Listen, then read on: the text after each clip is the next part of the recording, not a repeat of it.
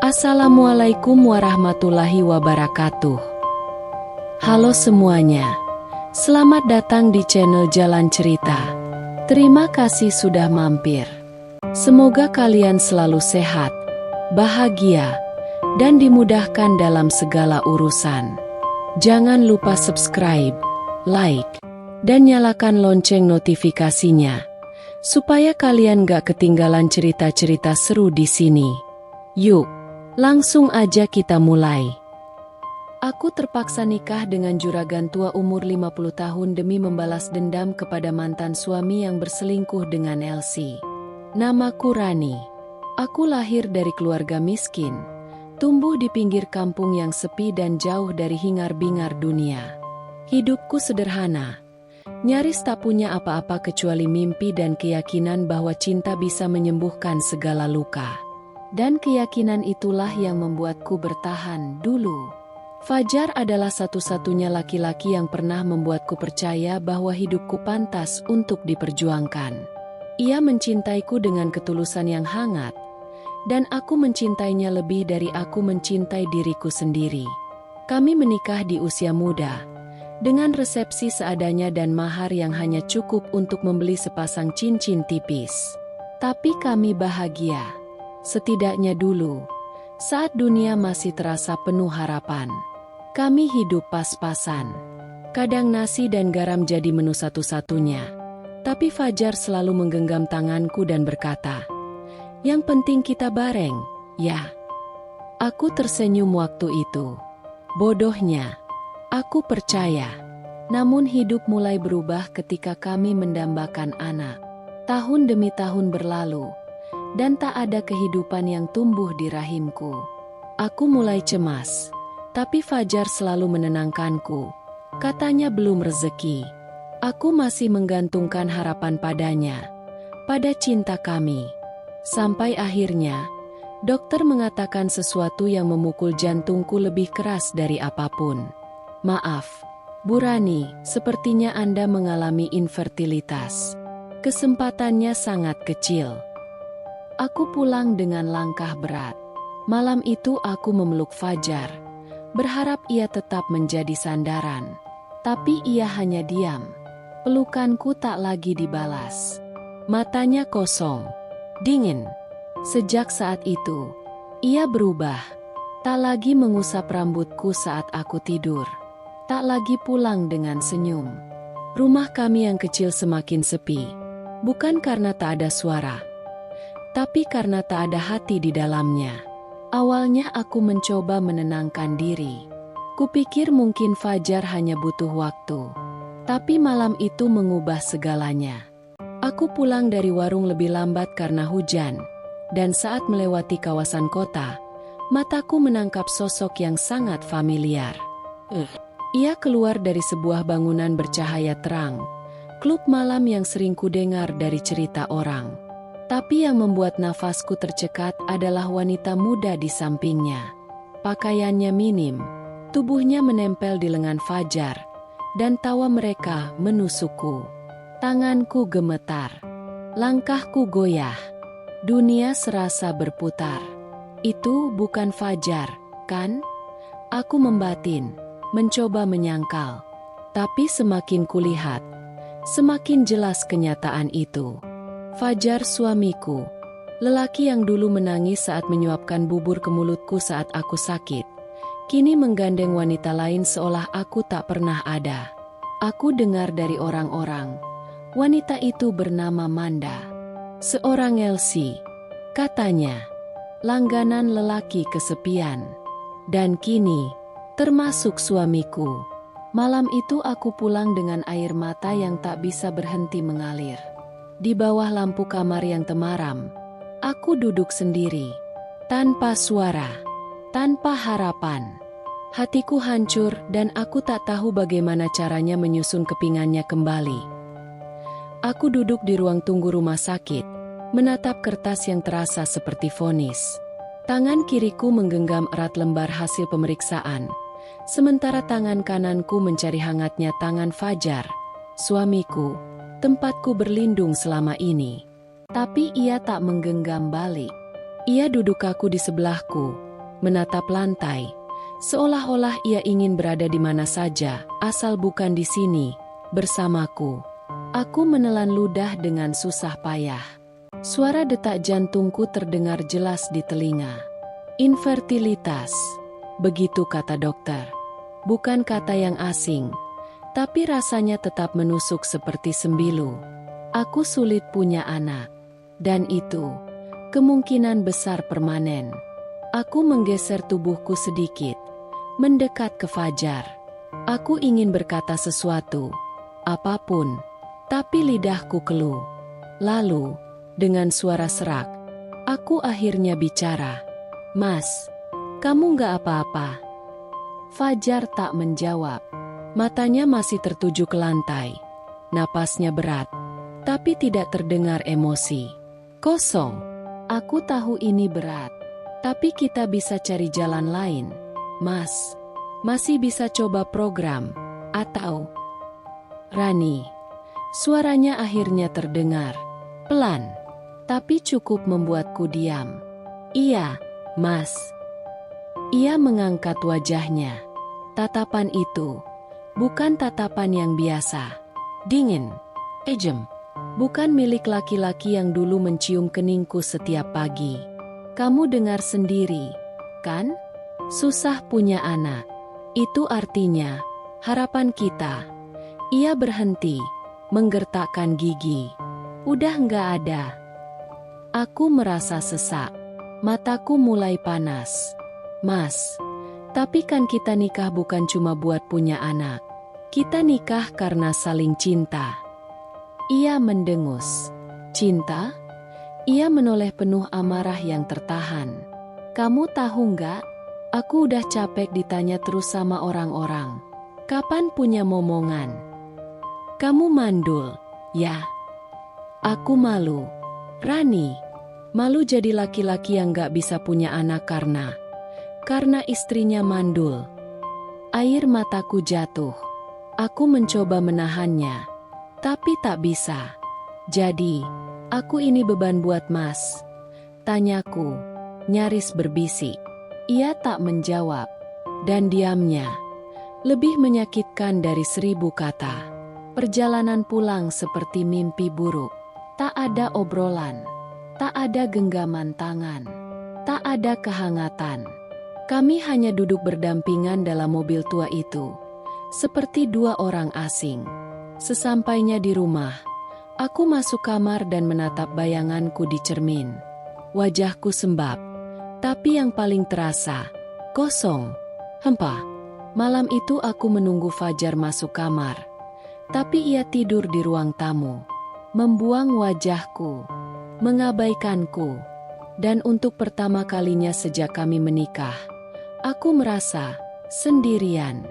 Aku tak tahu apa yang lebih menyakitkan, kenyataan bahwa aku tak bisa punya anak, atau kenyataan bahwa Fajar sudah mulai melepaskanku sejak saat itu. Sejak hari itu, ada yang berubah.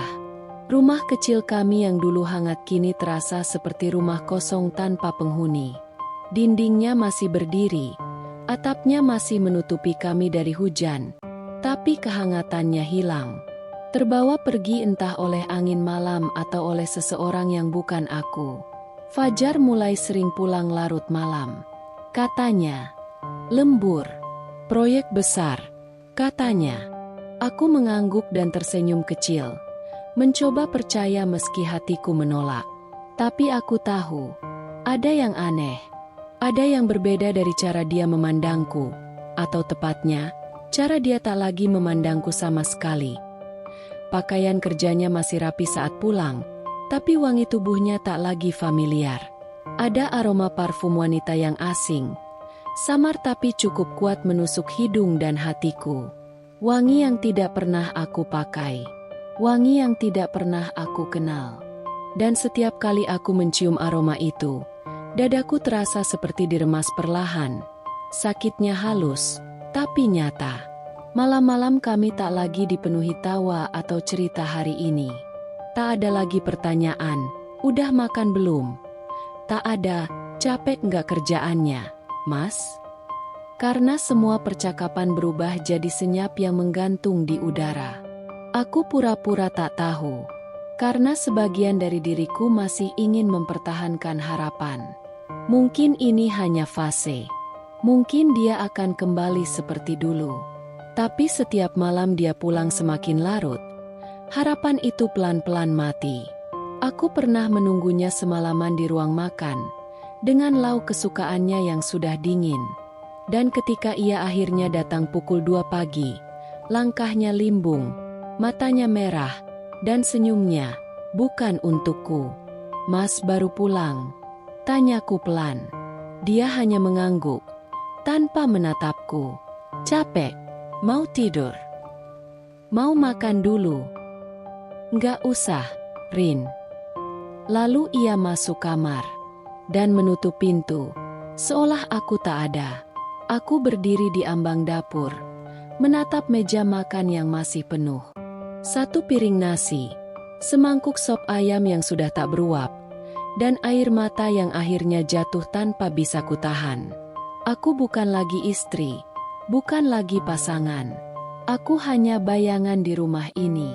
Tak ada pelukan, tak ada senyum, tak ada sayang. Yang ada hanya sunyi dan luka yang terus tumbuh, seperti benih yang disiram oleh kebohongan. Dan malam itu, untuk pertama kalinya, aku berani bertanya pada diri sendiri, masihkah dia mencintaiku? Atau, sudahkah dia mencintai orang lain? Malam itu, aku memberanikan diri. Ada suara kecil dalam hati yang mendorongku untuk berhenti pura-pura tidak tahu. Aku menunggu Fajar keluar rumah dengan alasan, lembur lagi. Ia tak tahu aku sudah hafal polanya.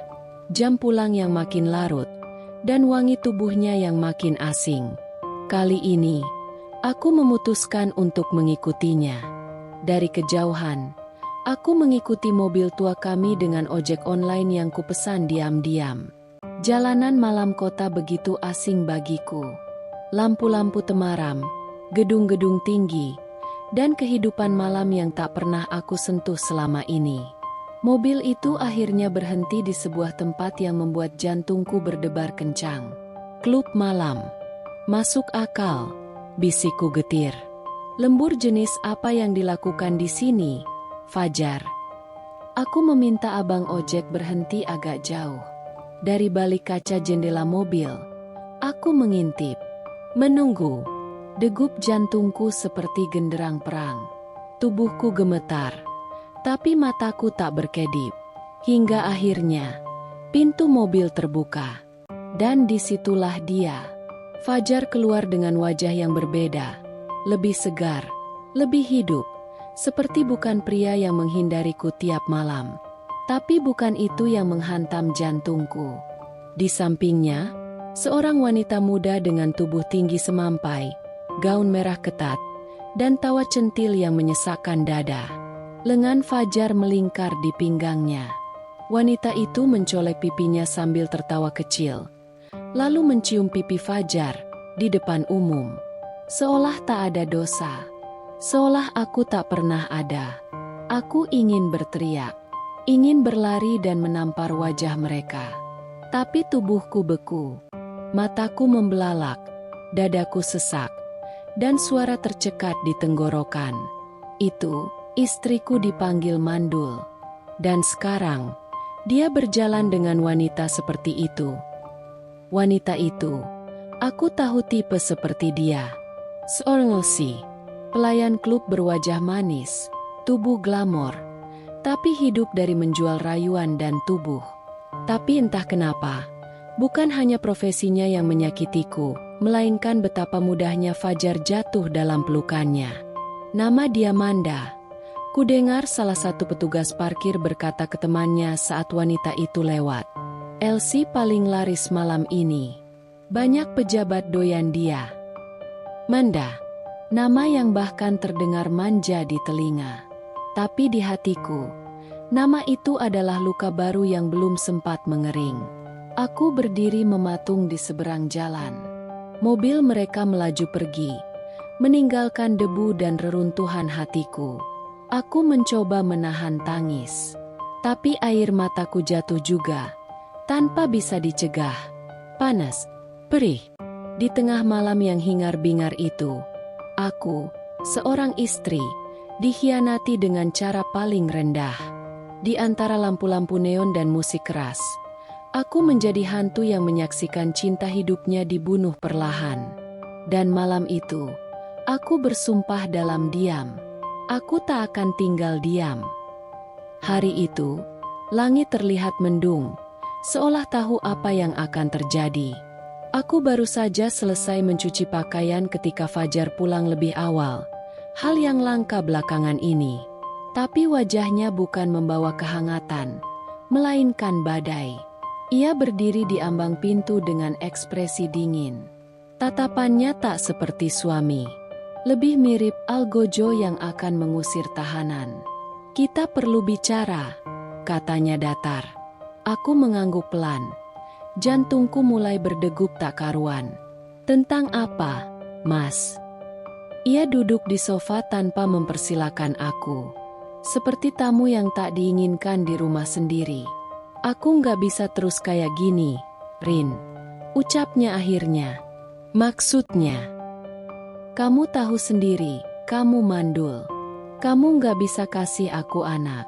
Dan, ya, jujur aja, kamu juga nggak bisa kasih aku apa yang aku butuhin sebagai laki-laki.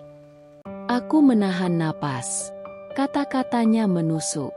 Ia mengatakannya seolah aku ini barang rusak. Seolah aku ini beban. Air mataku langsung menggenang. Tapi aku masih mencoba kuat. Mas, dulu kita sepakat akan saling menguatkan. Apapun yang terjadi, kita janji di pelaminan. Fajar berdiri. Suaranya mulai meninggi.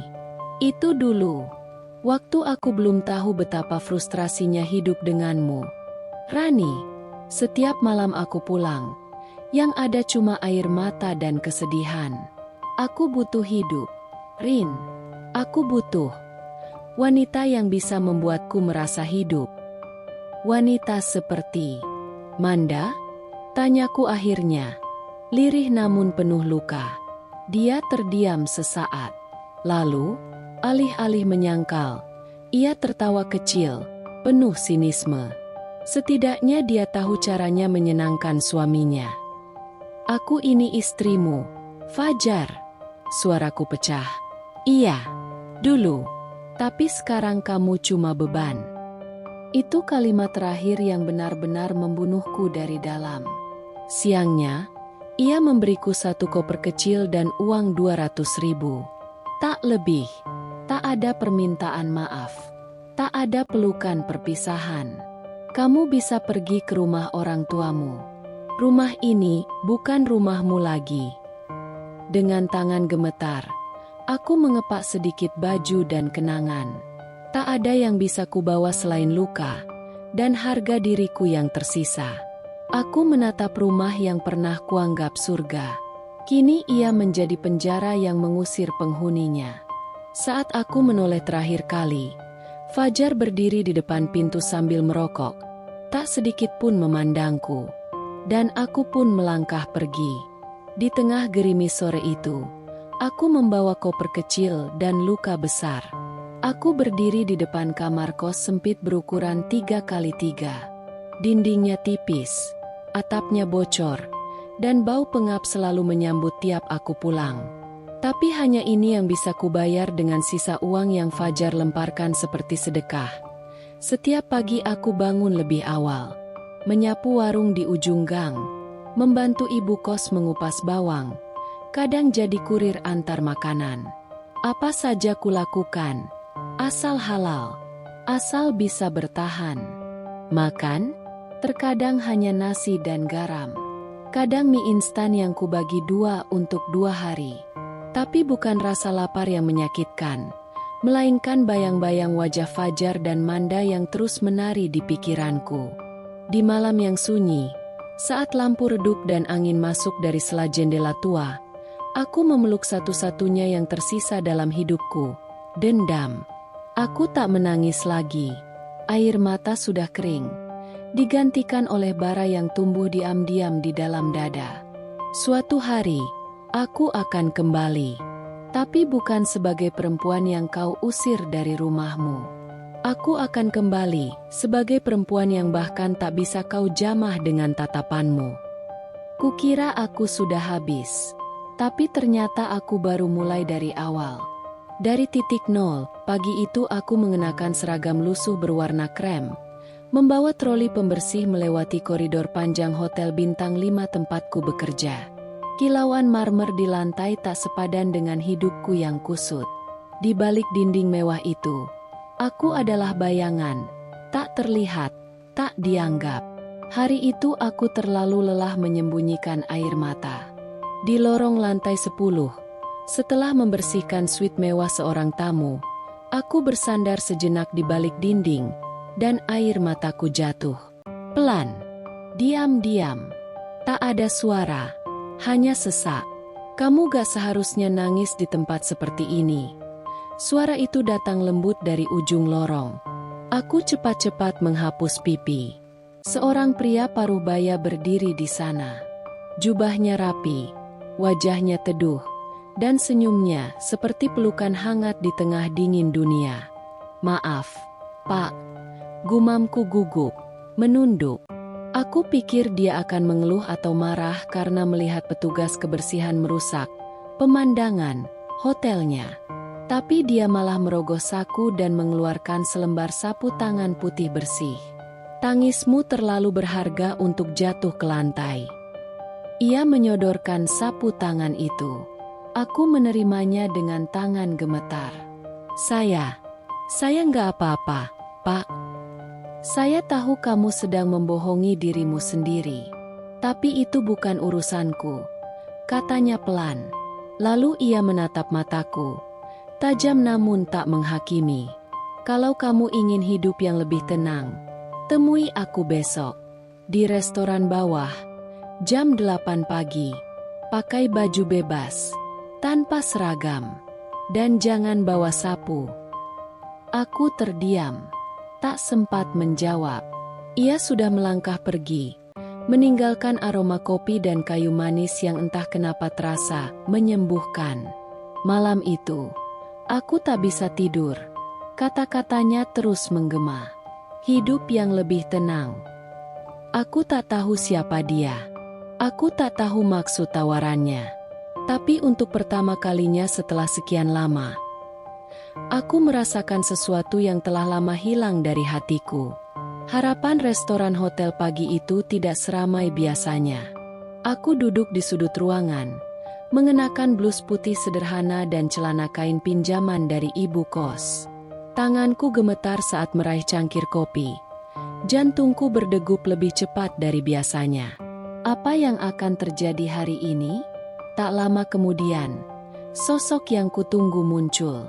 Haji Reza, pria yang kemarin memberiku sapu tangan dan tawaran misterius. Ia mengenakan kemeja batik dengan aroma khas yang membuatku nyaman entah kenapa. "Kamu datang," ucapnya dengan senyum tipis. Aku mengangguk. Saya belum yakin ini ide bagus, Pak. "Rani." Ia menyebut namaku dengan lembut. "Aku tidak akan memaksa. Tapi aku lihat matamu waktu itu. Kamu perempuan yang sedang runtuh tapi belum menyerah. Itu langka." Aku terdiam. Mataku berkaca-kaca. Ada jeda panjang sebelum ia melanjutkan. "Istriku meninggal tahun lalu karena kanker. Kami menikah 20 tahun. Aku tak pernah menyangka akan kehilangan secepat itu. Sejak dia pergi, rumahku sepi. Hatiku kosong. Saya turut berduka," kataku pelan. "Aku tidak mencari pengganti dia. Tidak ada yang bisa menggantikan seseorang yang sudah mengisi setengah hidup kita. Tapi aku ingin ditemani. Bukan oleh gadis muda yang hanya mengejar hartaku, tapi oleh perempuan yang tahu rasanya kehilangan, tahu rasanya berjuang." Aku mengerutkan kening, bingung dengan arah pembicaraan ini. "Apa maksud Bapak?" Ia menatap mataku lurus-lurus. Aku ingin kamu jadi istriku. Rani, aku tidak minta cintamu sekarang. Aku hanya ingin kamu mau hidup bersamaku. Kita bisa mulai dari saling menghargai, saling menguatkan. Aku tercekat, tidak menyangka. Saya rusak, Pak. Sudah dibuang. Tidak bisa punya anak. Saya bukan perempuan yang utuh lagi. Haji Reza tersenyum, menunduk pelan. Aku tidak mencari rahimmu, Rani. Aku mencari hatimu. Dan saat itu juga, aku menangis. Bukan karena sedih, tapi karena untuk pertama kalinya, ada seseorang yang melihatku bukan sebagai beban, tapi sebagai manusia. Pernikahan kami berlangsung sederhana, tanpa pesta, tanpa undangan ramai. Aku memakai kebaya putih pinjaman, dan ia mengenakan peci kesayangannya. Di mata banyak orang, aku hanyalah perempuan biasa yang tiba-tiba menjadi istri pengusaha kaya. Tapi di balik senyum itu, aku tahu, aku kini memasuki dunia yang berbeda. Dunia para nyonya. Dunia yang dulu hanya bisa kulihat dari balik kaca restoran saat aku membersihkan meja. Dan meski cinta belum hadir sepenuhnya, aku tahu satu hal. Aku tidak lagi sendiri. Setiap pagi, aku bangun di kamar berukuran hampir 10 kali lebih besar dari kos lamaku.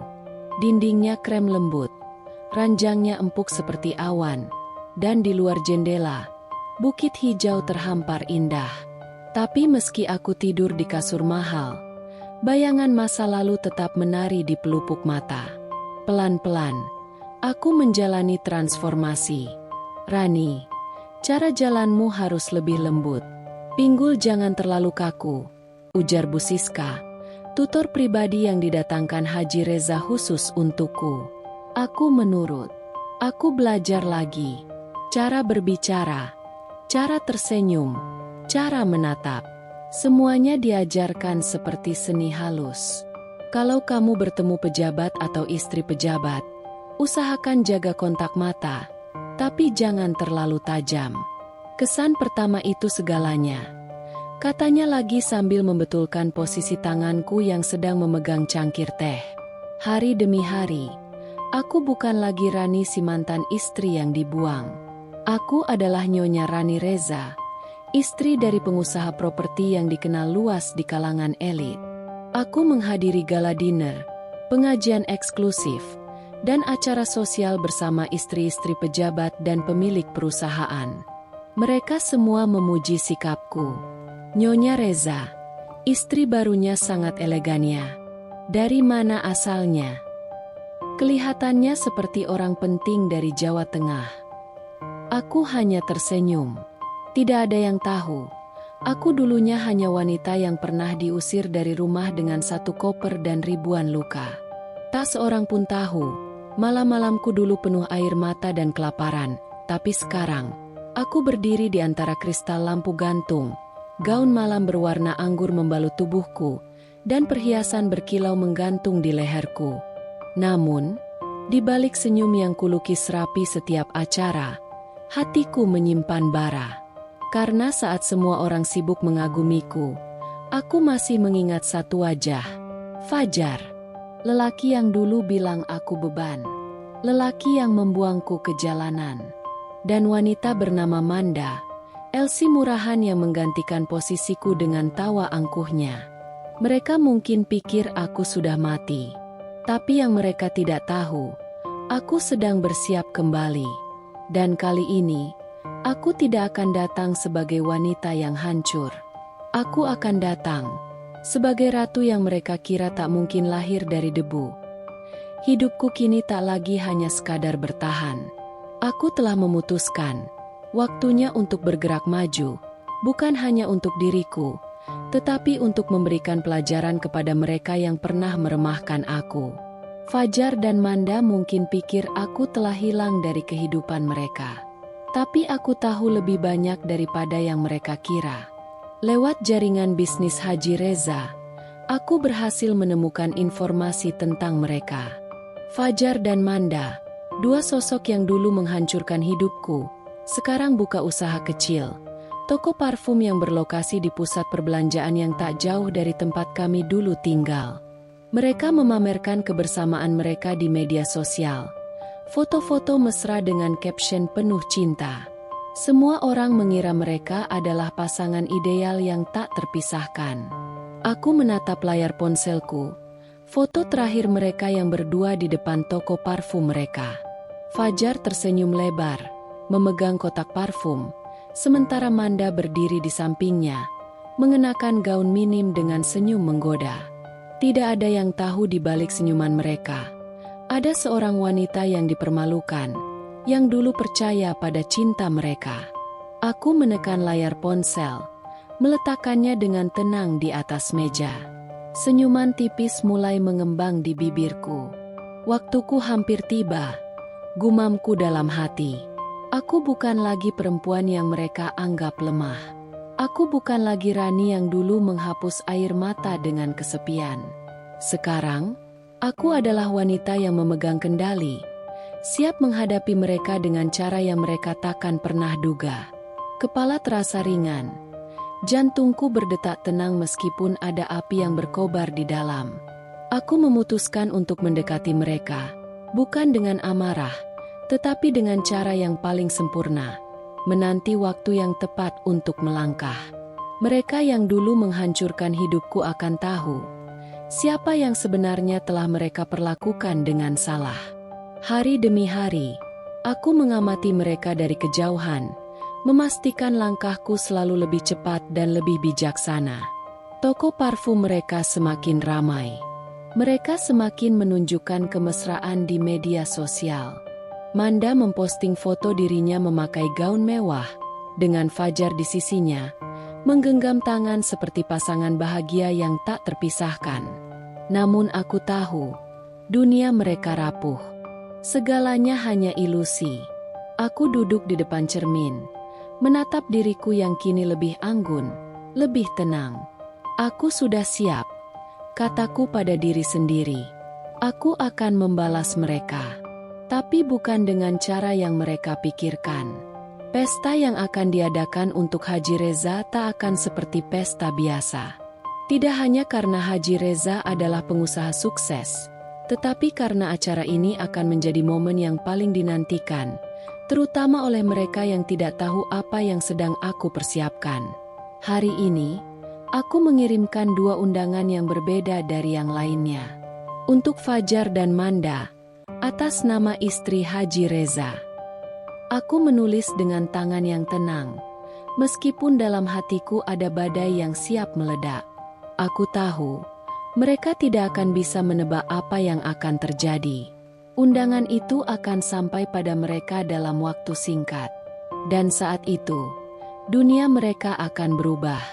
Acara ulang tahun Haji Reza akan dihadiri oleh tamu-tamu penting, pejabat, konglomerat, dan para sosialita. Semua akan mengenakan pakaian formal dan membawa senyum politis. Namun, 2 orang yang aku undang, Fajar dan Manda, akan menjadi bagian dari pesta ini. Tanpa mereka tahu, mereka akan menjadi bintang utama dalam drama yang sudah kususun dengan sempurna. Aku tersenyum tipis, membayangkan ekspresi mereka saat menerima undangan. Pesta yang tidak mereka duga, momen yang tidak akan mereka lupakan. Sore hari, aku duduk di ruang makan, menatap undangan yang sudah disegel rapi. Haji Reza masuk, melihatku dari pintu. "Sudah siap?" tanyanya. Suara tenang namun penuh perhatian. Aku mengangguk, menghadapnya dengan senyum yang terkendali. Semua sudah siap. Pesta ulang tahun akan menjadi sukses. Dan 2 orang yang aku harap hadir, sudah dikirim undangannya. Haji Reza menatapku, dengan sedikit kebingungan di wajahnya. "Mereka?" katanya pelan. Aku hanya tersenyum, tetap tenang. "Ya, Fajar dan Manda." Haji Reza mengangguk pelan, meskipun matanya menunjukkan ketertarikan. "Kau ingin mereka hadir di acara kita?" Aku menghela napas. menatapnya dalam-dalam. Aku ingin mereka tahu siapa aku sekarang, dan siapa aku yang dulu. Dia tidak bertanya lebih lanjut. Haji Reza tahu, aku tidak akan menjelaskan semuanya dengan kata-kata. Aku hanya membutuhkan waktuku untuk menunjukkan sesuatu yang lebih besar dari sekedar balas dendam. Aku ingin mereka merasakan apa yang aku rasakan dulu. Aku ingin mereka tahu bahwa wanita yang mereka hancurkan bukanlah yang mereka kira. Hari-hari berlalu. Aku menunggu dengan sabar. Dan akhirnya, pada malam yang ditunggu, pesta Haji Reza digelar. Semua tamu sudah hadir, mengenakan pakaian formal nan mewah. Lantai ballroom yang mengkilap dan lampu kristal yang mempesona menciptakan suasana yang elegan dan penuh kemewahan. Namun, saat itu juga, aku tahu, Fajar dan Manda akan datang. Mereka akan memasuki dunia yang tak pernah mereka bayangkan. Dan mereka tidak akan bisa keluar dengan mudah. Mereka sudah datang, ujar Haji Reza, menatapku dengan senyuman penuh arti. Aku mengangguk, menatap ke arah pintu utama ballroom. Fajar dan Manda baru saja masuk. Mereka mengenakan pakaian formal dengan anggun, berjalan beriringan, penuh percaya diri. Tapi ketika mata mereka bertemu denganku, ekspresi mereka berubah. Ada kebingungan, ada ketegangan, dan akhirnya, ada kesadaran yang mulai perlahan merayap. Rani. Fajar menyebut namaku dengan suara yang tertahan. Tak percaya. Aku hanya tersenyum, senyum yang berbeda dari dulu, senyum yang tidak mengandung kesedihan, tapi penuh dengan kepercayaan diri. Selamat datang, Fajar, Manda. Saat itu, aku tahu, malam ini adalah titik balik. Mereka sudah masuk ke dalam dunia yang aku ciptakan. Dunia di mana mereka tidak akan pernah bisa lagi mengontrol siapa aku. Aku berdiri di depan cermin besar, menatap refleksiku yang kini jauh berbeda dari yang dulu. Gaun merah darah yang kupakai membalut tubuhku dengan sempurna. Warna merah yang berani ini bukan hanya tentang kecantikan, tetapi juga tentang kekuatan. Tentang pesan yang ingin kuberikan kepada dunia, bahwa aku bukan lagi perempuan yang lemah dan terluka. Riasanku tajam. Mata coklatku yang dulu selalu dipenuhi kesedihan kini berkilat dengan ketegasan. Lipstikku yang merah menyala, sewarna dengan gaunku, memberi kesan kuat dan penuh percaya diri. Aku tak lagi mengenakan senyuman yang hancur. Wajahku kini mencerminkan perempuan yang tahu apa yang dia inginkan, dan siap untuk mendapatkannya. Rani, kamu luar biasa, gumamku pelan pada diri sendiri. Aku merasa perubahan ini begitu nyata. Aku bukan lagi perempuan yang diam dan menahan perasaan. Aku bukan Rani yang dulu, yang menatap Fajar dengan cinta yang membutakan, yang selalu berharap meski hatinya dihancurkan. Aku sekarang adalah seorang wanita yang tahu kekuatan dirinya, yang tahu bahwa hidup ini lebih dari sekadar kesetiaan yang dihianati.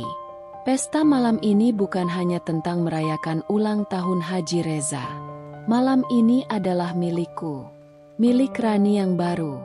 Saat aku melangkah keluar dari ruang ganti, semua mata tertuju padaku. Haji Reza yang sudah lebih dulu ada di tengah kerumunan, menatapku dengan rasa bangga. Cantik sekali malam ini, katanya dengan senyuman tulus. Aku mengangguk ringan, membalas senyumannya. Namun, mataku tak bisa lepas dari dua sosok yang tengah berdiri di sudut ruangan. Fajar dan Manda.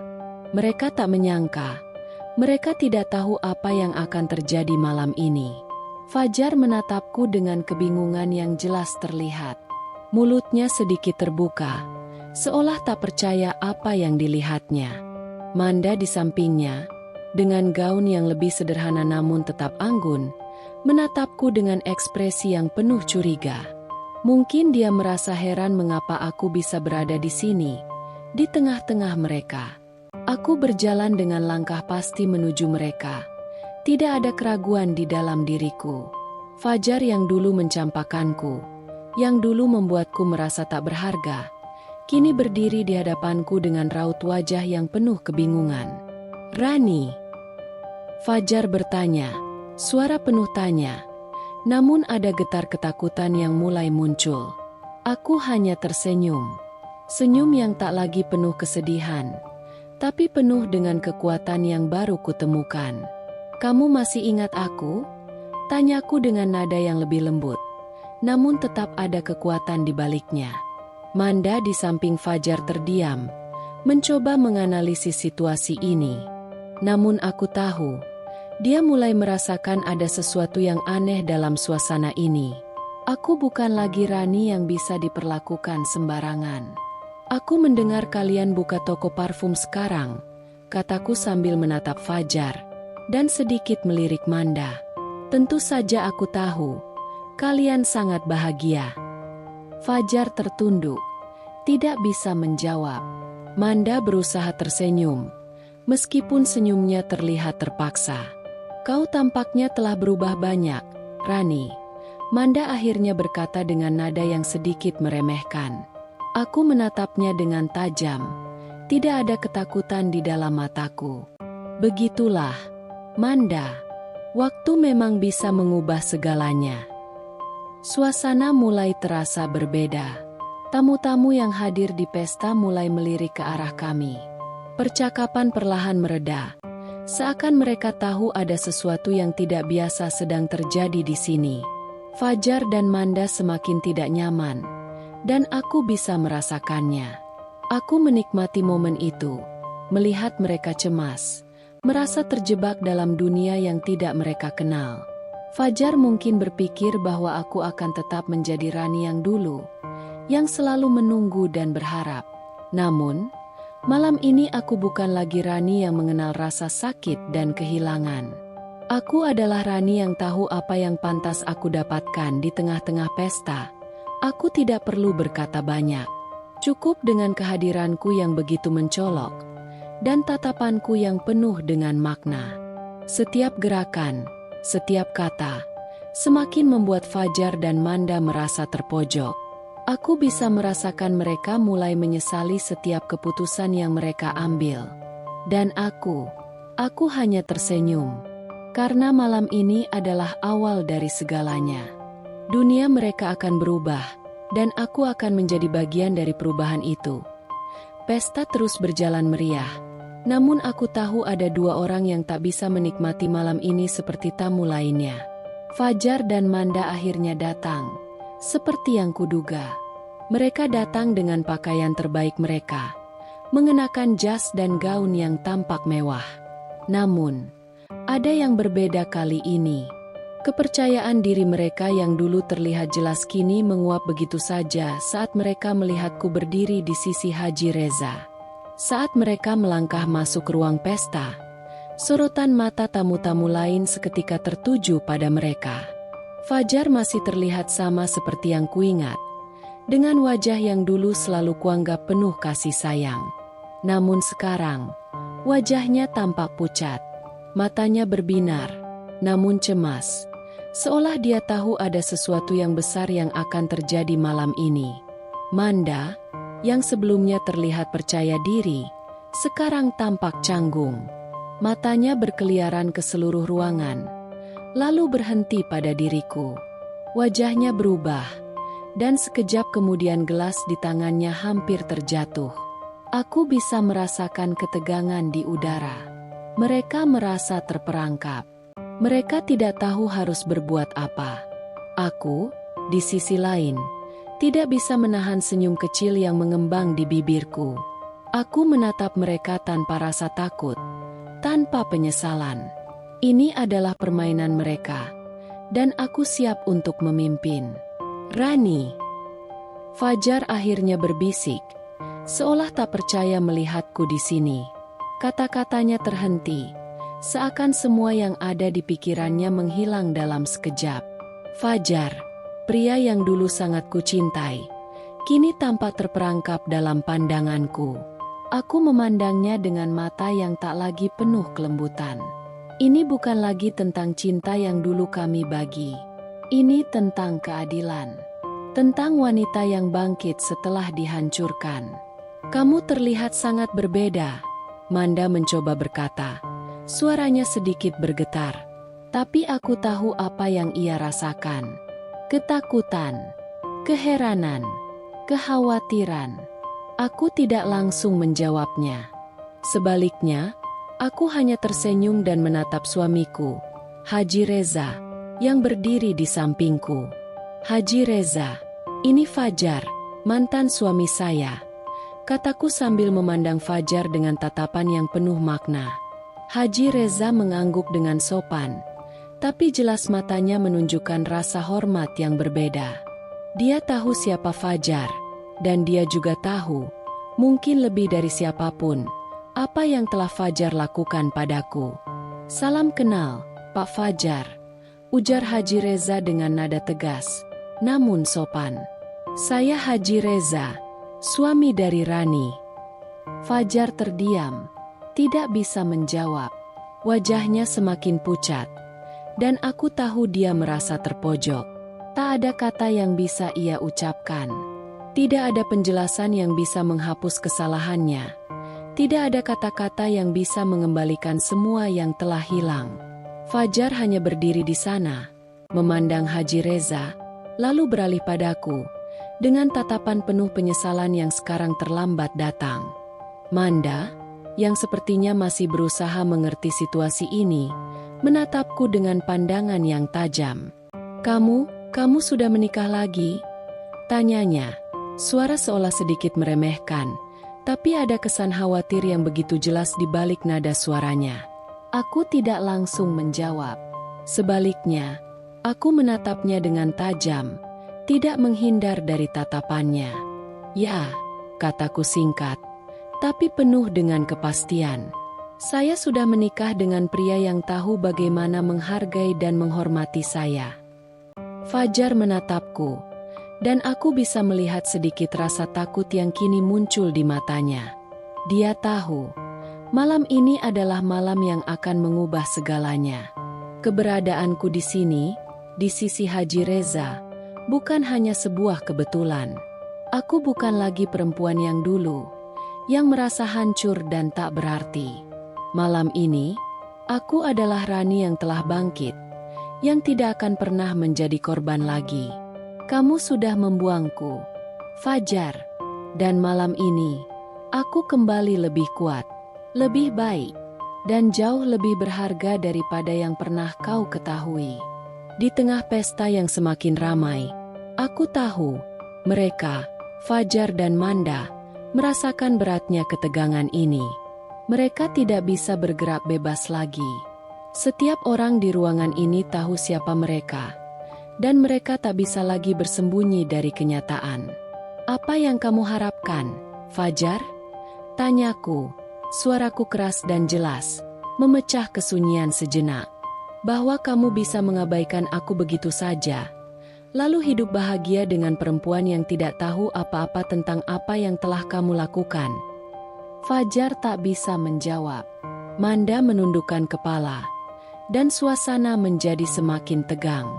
Aku tak mengharapkan apa-apa, jawab Fajar akhirnya. Suaranya lemah. Hanya aku minta maaf, Rani. Eksa. Aku tersenyum tipis.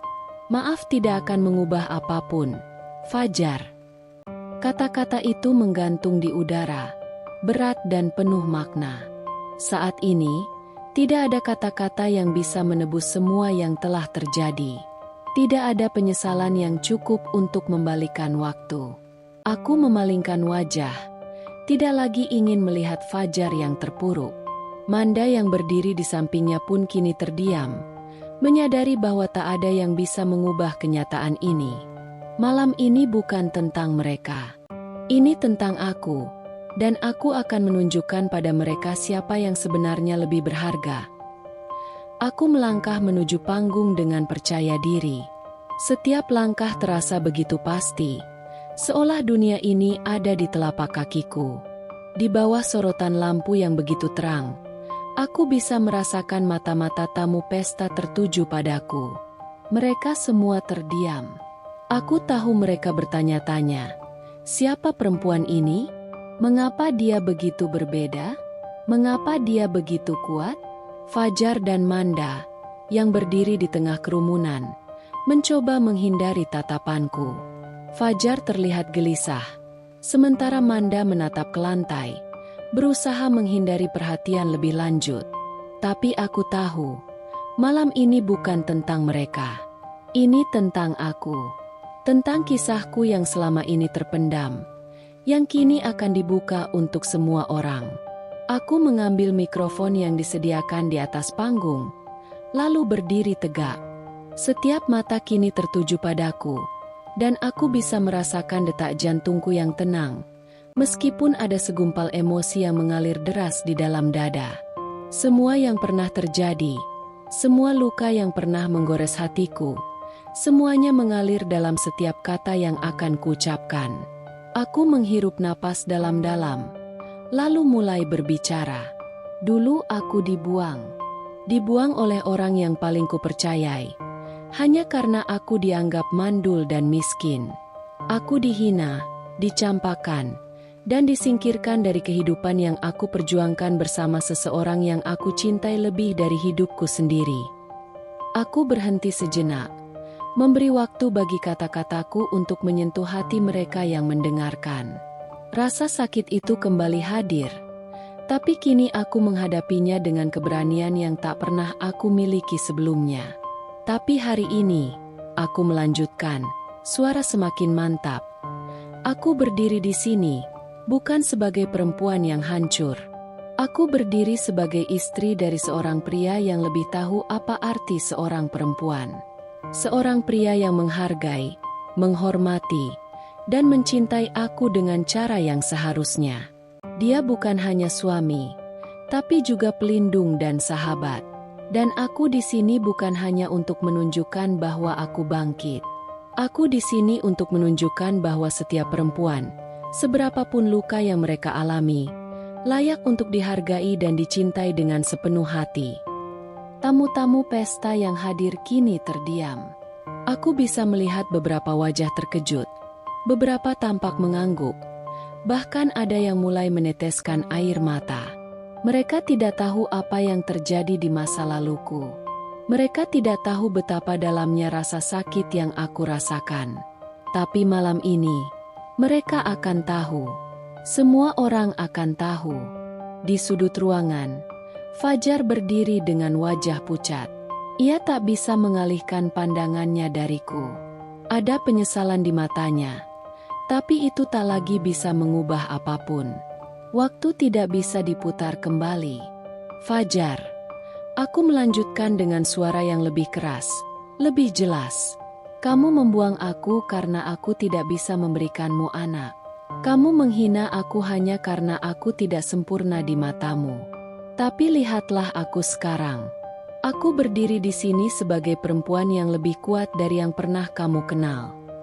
Aku berhenti sejenak, menatap Fajar dan Manda dengan tatapan tajam. Manda menghindari pandanganku, sementara Fajar masih terpaku, seolah tidak bisa berkata apa-apa. Aku bukan lagi Rani yang dulu. Aku bukan lagi perempuan yang kau anggap tidak berguna. Aku adalah perempuan yang lebih tahu harga dirinya, dan aku lebih bahagia sekarang daripada yang pernah kamu bayangkan. Aku menoleh ke Haji Reza yang berdiri di sampingku. Kami saling bertatap mata, dan senyum di wajahnya adalah segalanya. Dan aku berdiri di sini, dengan pria yang aku pilih, bukan karena uang atau status, tapi karena cinta yang sebenar-benarnya. Cinta yang memberi aku kekuatan untuk menjadi diriku sendiri. Seketika itu juga, sorakan bergema dari tamu-tamu yang hadir.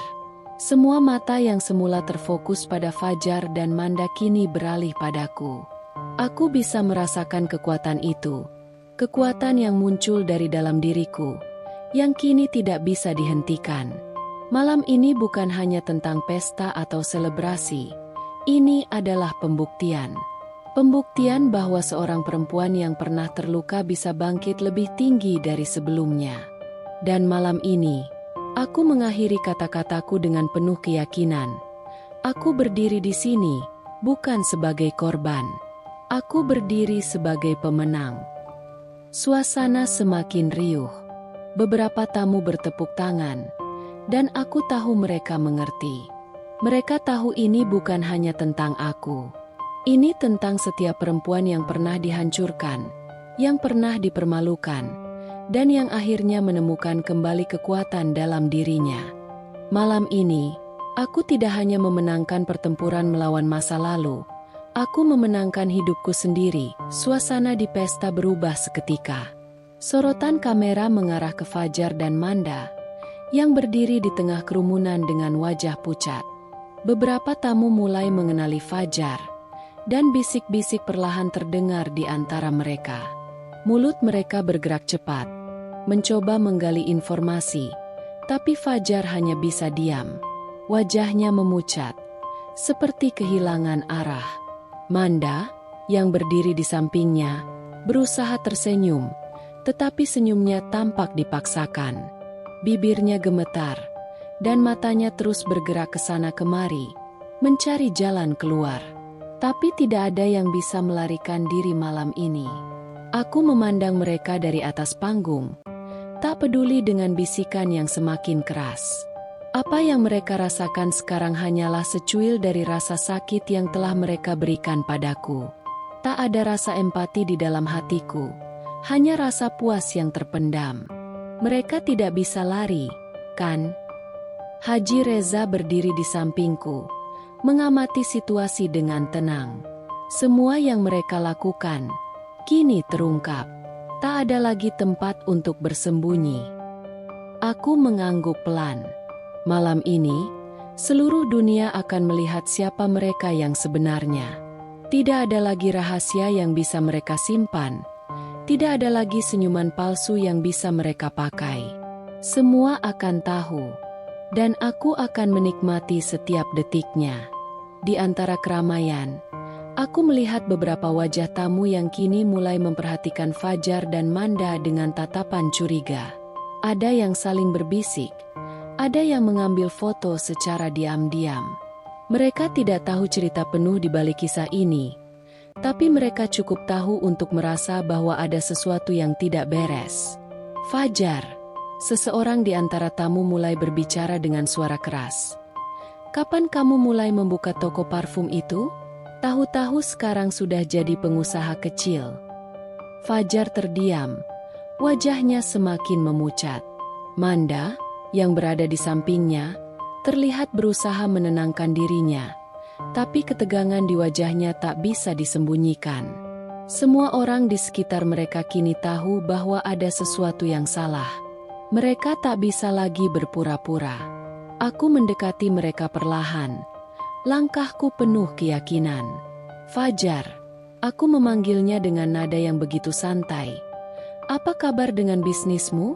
Apakah kau sudah cukup bahagia dengan Manda di sisimu?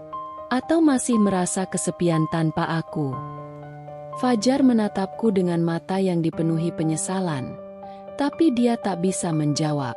Manda hanya menundukkan kepalanya, enggan bertemu pandanganku. Aku ingin kalian tahu, aku melanjutkan dengan suara yang lebih keras, membuat semua orang di ruangan mendengar, bahwa malam ini bukan hanya tentang pesta atau ulang tahun. Ini tentang apa yang kalian buat padaku, dan apa yang aku lakukan setelahnya. Kalian pikir aku lemah? Kalian pikir aku akan diam begitu saja setelah kalian menghancurkan hidupku? Lihat aku sekarang. Fajar, lihat aku. Manda, aku lebih kuat dari sebelumnya. Semua mata kini tertuju pada kami. Fajar dan Manda semakin terpojok. Mereka tak bisa menghindar. Tak ada lagi alasan untuk melarikan diri. Sebelum mereka sempat merespon, suara kamera mulai berbunyi. Para wartawan mengarahkan lensanya lebih jauh, mengabadikan setiap detik ketegangan yang terjadi di ruangan itu. Ini bukan hanya tentang pesta ulang tahun lagi. Ini tentang mereka yang akhirnya melihat kebenaran yang selama ini tersembunyi. Aku membiarkan Fajar dan Manda tenggelam dalam keheningan mereka, sementara aku berdiri tegak, merasakan kemenangan kecil di hati. Tidak ada yang bisa mengubah apa yang telah terjadi. Malam ini, kebenaran akhirnya terungkap, dan aku merasa bebas. Aku berharap kalian menikmati malam ini. Aku menambahkan dengan senyum yang penuh kemenangan. Karena ini adalah malam yang tak akan pernah kalian lupakan. Aku melangkah mendekati mereka, dan suasana di sekeliling tiba-tiba terasa semakin hening. Fajar dan Manda berdiri kaku di tengah kerumunan, seolah tak tahu harus berbuat apa. Aku bisa melihat wajah Fajar yang memucat, sementara Manda menarik tangannya dari lengan Fajar, mungkin untuk mencoba menenangkan diri, atau mungkin juga untuk menjauh dari tatapan tajamku. Aku berhenti tepat di depan mereka, memandang Fajar yang tak bisa lagi menatapku langsung. Rasanya seperti ada api yang membara di dadaku. Tapi aku tidak marah. Tidak lagi. Kini, yang ada hanyalah rasa puas yang sulit untuk disembunyikan. Mereka, yang dulu meremehkanku, kini ada di bawah telapak kakiku. Terima kasih ya, karena telah membuangku. Aku berkata dengan suara yang cukup keras untuk didengar semua orang. Kalau tidak, aku tak akan jadi sebesar ini. Aku bisa merasakan perubahan ekspresi di wajah Fajar. Ia menundukkan kepalanya, tak berani membalas kata-kataku.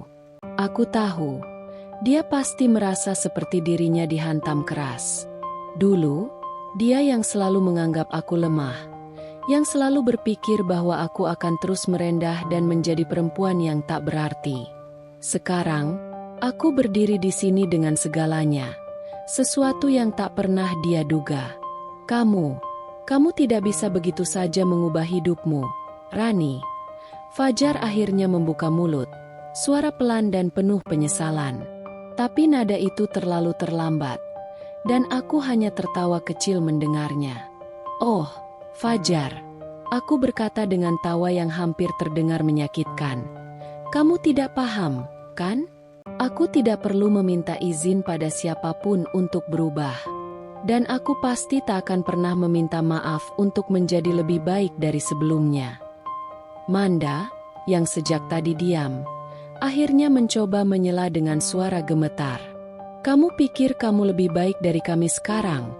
Tanyanya, mencoba mempertahankan kewarasannya, meski jelas ketakutan terlukis di wajahnya. Kamu merasa menang. Aku menatapnya dengan penuh penghinaan. Menang? Bukan soal menang atau kalah, Manda.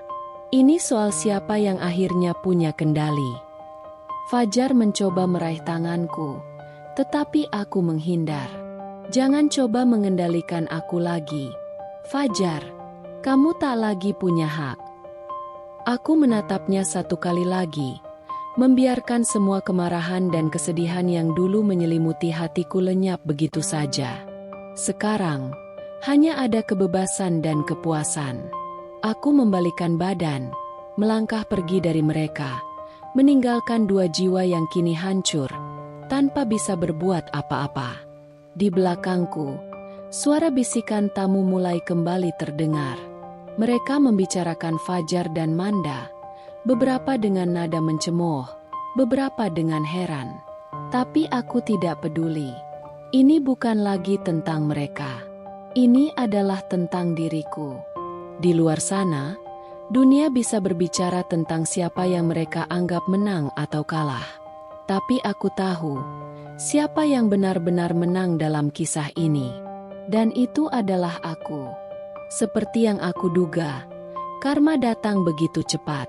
Dalam waktu seminggu, usaha kecil Fajar yang baru saja dia bangun runtuh. Salah investasi. Uang yang dia taruh dalam usaha itu menguap begitu saja, dan pintu harapan yang dulu tampak lebar kini tertutup rapat di hadapannya. Toko parfum yang mereka banggakan, tempat di mana mereka memamerkan kemesraan dan kebanggaan mereka, tiba-tiba ditutup karena bangkrut. Namun, itu belum cukup. Manda, wanita yang dulu menganggap dirinya lebih baik dariku, meninggalkan Fajar tanpa peringatan. Katanya, dia tak bisa bertahan dengan seorang pria yang gagal. Manda yang dulu angkuh, yang membicarakan kesuksesannya, kini memilih pergi begitu saja. Dia menemukan pria baru yang lebih sukses, lebih kaya, lebih sempurna, sesuatu yang mungkin sudah dia harapkan sejak awal. Fajar mulai menghubungiku. Pesan-pesan darinya terus masuk, satu persatu. Ada yang berisi permintaan maaf, ada yang berisi penyesalan, bahkan ada yang penuh dengan harapan akan kesempatan kedua. Dia mencoba mencari jalan untuk kembali ke dalam hidupku, berharap aku bisa memaafkannya, berharap aku bisa melupakan semua yang telah dia lakukan. Aku duduk di meja kerjaku, menatap ponsel yang bergetar dengan pesan-pesan darinya. Aku membaca satu persatu. Ada yang membuat hatiku bergetar, ada yang membuatku tertawa. Tapi satu hal yang pasti, aku tidak merasa perlu memberi maaf. Tidak ada alasan lagi bagiku untuk peduli. Pesan pertama, Rani, maafkan aku. Aku tahu aku salah. Aku hanya ingin memperbaiki semuanya. Bisnisku bangkrut, dan aku sendirian. Tolong, beri aku kesempatan. Aku menatap pesan itu untuk beberapa detik. Sejak kapan dia belajar tentang penyesalan? Sejak kapan dia merasa hidupnya hancur karena ketidakmampuannya? Pesan kedua, Rani, aku butuh kamu. Manda sudah pergi. Aku ingin kembali ke kamu. Aku janji aku akan berubah. Aku terkekeh kecil. Begitu mudahnya dia meminta maaf. Begitu mudahnya dia berharap kembali. Tapi aku tahu, Fajar tidak mengerti apa yang telah dia hancurkan. Dia hanya merasa kehilangan sesuatu yang mudah didapatkan. Aku membaca pesan-pesan itu sekali lagi. Kemudian tanpa ragu, aku menghapusnya satu persatu. Tanpa kata, tanpa balasan. Begitu mudah, begitu cepat. Semua yang dulu terjadi begitu sederhana untukku sekarang, untuk menghapusnya dan melanjutkan hidupku. Karma itu datang secepat kilat. Pikirku sambil memandang layar kosong ponselku, yang kini bebas dari segala pesan yang mengganggu. Kehidupan terus berjalan. Aku telah jauh melangkah dari Fajar dan semua kenangan yang mengikat kami. Mungkin dia merasa dunia ini berputar lebih lambat bagi dirinya. Tapi bagiku, waktu terus berjalan, dan aku sudah menyiapkan diriku untuk segala sesuatu yang lebih baik. Aku berdiri di depan cermin besar di kamar tidurku. Pencahayaan lembut memantulkan wajahku yang penuh dengan riasan halus, namun mataku tetap tampak tajam, seolah mengandung segala perjalanan panjang yang telah kulalui. Di sana, di dalam mata itu, ada cerita tentang pengkhianatan, tentang perjuangan, dan tentang kebangkitan. Tapi malam ini, aku tidak menangis karena rasa sakit. Tidak lagi. Tidak ada lagi luka yang menggores hati seperti dulu. Tidak ada lagi rasa tertolak yang menggerogoti. Yang ada hanya ketenangan yang datang setelah badai. Aku menangis, tapi kali ini, air mataku adalah air mata kebebasan. Aku telah berdamai dengan diriku sendiri. Aku telah melepaskan segala beban yang menghimpit di dada. Semua rasa sakit, semua kekecewaan, dan semua pengkhianatan yang pernah aku terima dari Fajar, aku sudah melampauinya. Tidak ada lagi ruang bagi mereka di hatiku. Mereka telah pergi, dan aku yang memilih untuk tetap bertahan. Aku tidak butuh mereka, bisikku pada diriku sendiri. Meski suara itu terdengar lebih pasti dari sebelumnya. Aku melihat refleksiku, melihat diriku yang kini berbeda. Aku bukan lagi Rani yang dulu, perempuan lemah yang takut akan kehilangan. Kini, aku adalah perempuan yang kuat, yang tahu betul apa yang pantas dia dapatkan. Aku sudah menemukan diriku yang sejati, yang tidak lagi tergantung pada pengakuan atau cinta dari orang lain. Aku bebas. Aku menghapus air mata yang jatuh, menatap lagi wajahku di cermin. Bukan sekadar wanita yang terlihat cantik, tetapi wanita yang memiliki kekuatan luar biasa dalam dirinya. kekuatan yang tidak pernah aku sadari sebelumnya. Kekuatan yang datang dari luka, dari kesendirian, dan dari setiap langkah yang pernah kuambil. Aku tersenyum. Itu bukan senyuman yang penuh dengan kemarahan atau dendam, melainkan senyuman yang tulus. Senyuman kebebasan. Aku sudah cukup, aku berkata pelan. Aku cukup untuk diriku sendiri. Di luar sana, dunia tetap berputar. Mereka yang pernah meremehkan, yang pernah menghancurkan, mungkin tidak akan pernah tahu perubahan yang terjadi padaku. Tapi aku tak lagi peduli. Yang penting, aku sudah menemukan jalan hidupku sendiri. Dan itulah kebebasan yang sejati. Setelah semua yang aku alami, aku tahu bahwa aku tidak bisa hanya duduk diam. Aku tidak bisa hanya menyimpan semua pelajaran hidup ini untuk diriku sendiri. Aku ingin memberikan sesuatu yang lebih. Sesuatu yang bisa membantu perempuan-perempuan yang telah terjatuh, yang merasa tak ada tempat untuk berdiri lagi. Mereka yang, seperti aku dulu, merasa tertinggal dan terluka oleh dunia ini. Haji Reza, suamiku yang penuh pengertian, mendukung sepenuhnya ide ini. Ia tahu betul betapa dalam luka yang pernah aku rasakan, dan bagaimana aku berhasil bangkit darinya. Bersama, kami memutuskan untuk membangun sebuah yayasan yang akan membantu wanita-wanita korban pengkhianatan. Wanita-wanita yang hidupnya dihancurkan oleh orang-orang yang mereka cintai. Yayasan ini bukan hanya tentang memberikan bantuan materi, bukan hanya soal memberi mereka pekerjaan atau pendidikan. Ini lebih dari itu. Ini tentang mengembalikan harga diri mereka, memberikan mereka ruang untuk menyembuhkan diri dan memulai hidup baru. Kami ingin mereka tahu bahwa meskipun dunia terkadang terasa sangat kejam, mereka tetap berharga. Mereka tidak pernah terlalu kecil untuk memperjuangkan kebahagiaan mereka sendiri. Aku teringat saat pertama kali yayasan ini dibuka. Kami mengundang perempuan-perempuan yang kami bantu, memberi mereka kesempatan untuk berbicara, untuk menceritakan kisah hidup mereka, dan yang lebih penting lagi, untuk mendengar kisah-kisah mereka dihargai.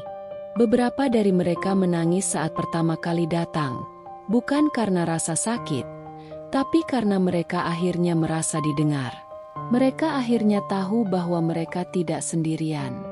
Vina, kata salah seorang dari mereka, seorang wanita muda dengan wajah yang masih penuh kesedihan. Terima kasih telah mengajarkan kami untuk percaya lagi pada diri kami sendiri. Aku menatap wajahnya, dan rasanya seperti sebuah beban berat terangkat dari pundakku. Mungkin aku tidak bisa mengubah masa lalu mereka, tapi aku bisa membantu mereka untuk membangun masa depan yang lebih baik. Aku bisa memberi mereka satu hal yang sangat berharga, harapan. Bersama Haji Reza, kami meluncurkan program-program pendampingan, psikolog, pelatihan keterampilan, dan bahkan fasilitas hukum untuk mereka yang ingin menuntut keadilan. Semua itu bukan hanya untuk memberdayakan mereka secara finansial, tetapi untuk mengembalikan mereka pada posisi yang mereka pikir sudah hilang selamanya. Posisi sebagai perempuan yang berharga. Pada malam peluncuran yayasan, aku berdiri di depan banyak wajah yang penuh harapan, dan aku merasa sesuatu yang dalam, bukan kebanggaan semata, tapi kebahagiaan yang sejati. Aku tahu, inilah yang seharusnya aku lakukan. Inilah warisan yang ingin aku tinggalkan untuk perempuan-perempuan terluka, bahwa mereka tidak pernah kalah, dan mereka tidak pernah sendirian. Kudengar tentang Fajar dari beberapa orang yang masih mengenalnya. Rumah kontrakan kecil, pekerjaan serabutan yang tak menentu, kehidupan yang jauh berbeda dengan saat kami bersama. Dia yang dulu selalu tampak begitu percaya diri, kini hidup dalam bayang-bayang kesalahan-kesalahan masa lalu. Tidak ada lagi kesenangan yang memanjakan. Tidak ada lagi rasa nyaman yang pernah ia nikmati saat bersama dengan aku yang dulu. Manda, di sisi lain, menikah dengan pria kaya lain. Tidak lagi dengan Fajar yang dulu, yang sekarang mungkin hanya bisa mengenang masa-masa indah yang telah hilang begitu saja. Ada yang mengatakan bahwa Manda tak benar-benar bahagia, tapi aku tidak peduli. Semua itu bukan lagi urusanku. Aku tidak merasa puas mendengar semua ini. Tidak ada tawa yang keluar dari bibirku. Tidak ada kepuasan yang mengalir dalam darahku. Aku hanya diam, dan yang kurasakan lebih dari segalanya adalah kelegaan. Kelegaan karena aku telah menutup buku masa laluku yang penuh dengan luka dan penyesalan. Buku yang dulu penuh dengan harapan yang pupus, kini tinggal kenangan yang tak lagi relevan.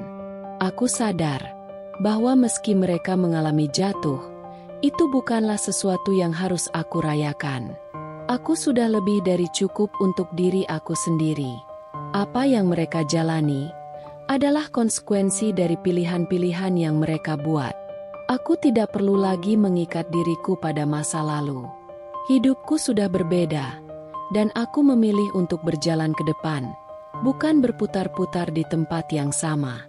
Fajar dan Manda sudah menjadi bagian dari sejarah yang sudah lama ku tinggalkan. Mereka adalah pelajaran berharga yang mengajari aku tentang kekuatan untuk bangkit, dan tentang arti dari sebuah kebebasan. Dan aku tidak akan membiarkan sejarah itu menguasai hidupku lagi. Aku menutup buku yang terbuka di meja. Di halaman-halaman itu, aku melihat kisah tentang cinta yang hancur dan pengkhianatan yang pernah membunuh diriku. Tapi juga, aku melihat kisah tentang kebangkitan dan tentang perempuan yang memilih untuk hidup dengan cara yang baru. Aku sudah bebas, gumamku dalam hati, menatap keluar jendela, menuju masa depan yang belum pasti, tapi penuh harapan. Fajar yang kini sendirian, itu bukan masalahku lagi.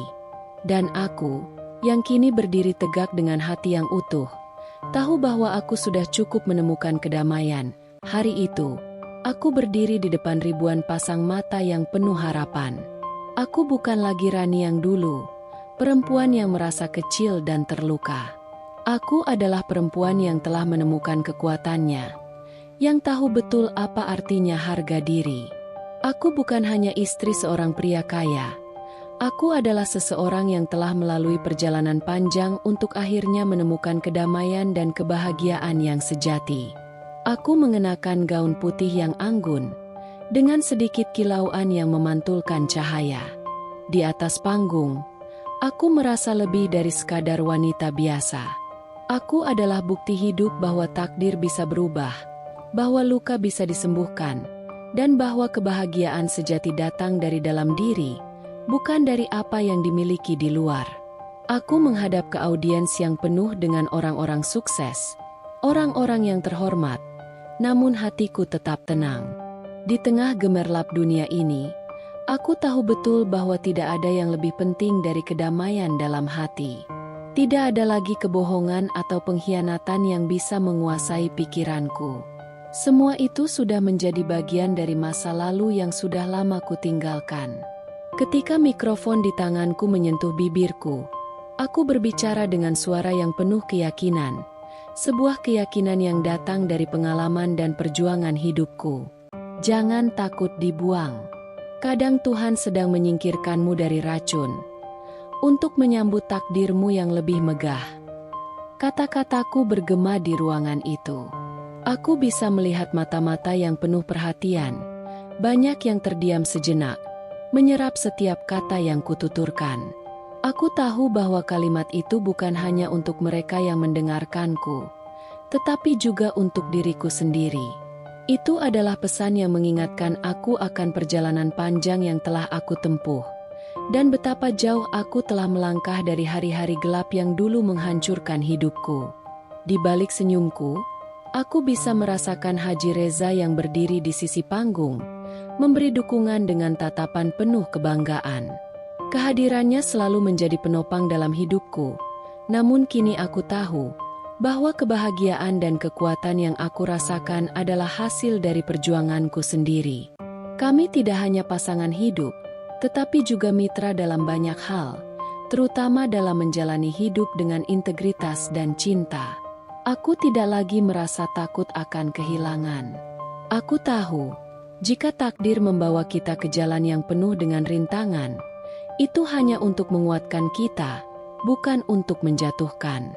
Aku berdiri di sana, sebagai perempuan yang telah menemukan tempatnya di dunia ini, tidak karena status, tetapi karena keberanian untuk menghadapi hidup dengan cara yang baru.